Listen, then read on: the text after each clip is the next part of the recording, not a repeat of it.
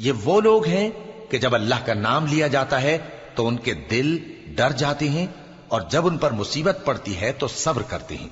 اور نماز آداب سے پڑھتے ہیں،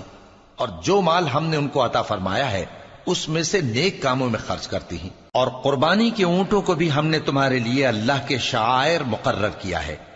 ان میں تمہارے لیے فائدے ہیں، تو قربانی کرنے کے وقت قطار باندھ کر ان پر اللہ کا نام لو، پھر جب پہلو کے بل گر پڑے تو ان میں سے کھاؤ، اور قناعت سے بیٹھ رہنے والوں اور سوال کرنے والوں کو بھی کھلاؤ۔ اس طرح ہم نے ان کو تمہارے زیر فرمان کر دیا ہے تاکہ تم شکر کرو۔ اللہ تک نہ ان کا گوشت پہنچتا ہے اور نہ خون، بلکہ اس تک تمہاری پرہیزگاری پہنچتی ہے۔ اسی طرح اللہ نے ان کو تمہارے زیر فرمان کر دیا ہے تاکہ اس بات کے بدلے کہ اس نے تم کو ہدایت بخشی ہے اسے بزرگی سے یاد کرو، اور اے پیغمبر نیکوکاروں کو خوشخبری سنا دو۔